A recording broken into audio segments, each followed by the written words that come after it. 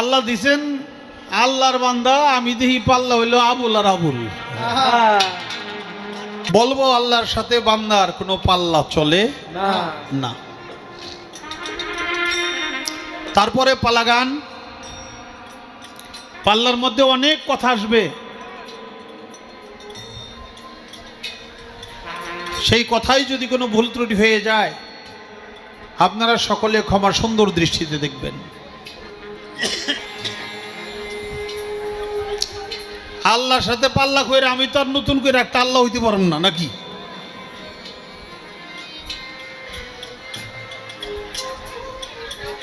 ধনীর সাথে ধনীর পাল্লা হয়, গরিবের সাথে গরিবের পাল্লা হয়, শিক্ষিতের সাথে শিক্ষিতের পাল্লা হয়। বসো।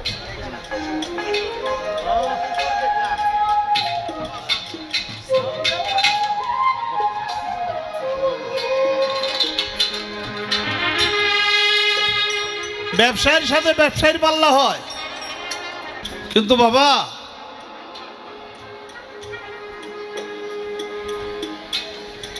আল্লাহর সাথে আর একটা আল্লাহ হইলে পাল্লা ভালো হইতো।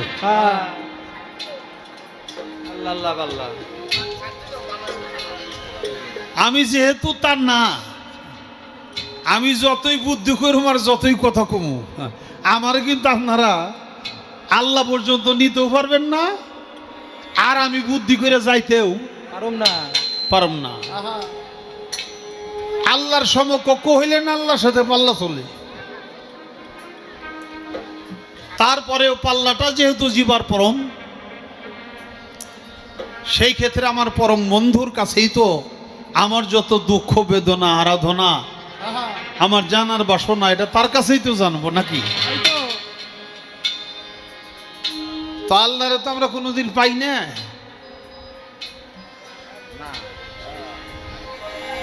অন্তত আল্লাহর প্রতিনিধি তো পাইছি। আমাকে এখানে 4 তারিখ গানের কথা ছিল, আপনারা জানেন তো। আমরা আসছিলাম 1 তারিখ, আমরা আইছিলাম গান করার জন্য। মানে আল্লাহ আইছিল, বান্দা আইছিল। আল্লাহ বৃষ্টি দিয়া গান 1 তারিখে গান করার জন্য আল্লাহ আইছিল, বান্দা আইছিল।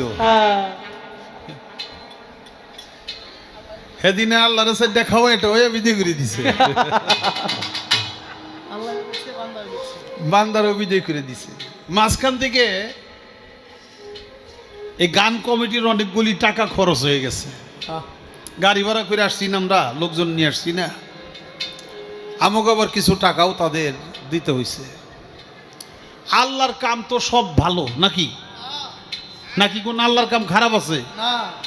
আল্লাহর কাম যদি সব ভালো হয়ে থাকে, 1 তারিখে আইসা ফিরে গেলাম, এক উপরে জরিমানাটা আপনি লাগাইলেন কেন?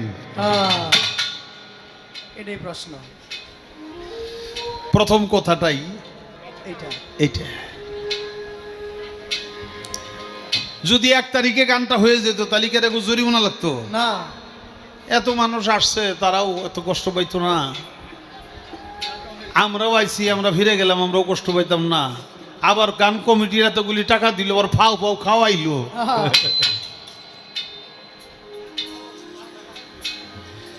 এই কামটা আপনি কি করলেন, কেন করলেন, এর মধ্যে ভালো কি মন্দ কি?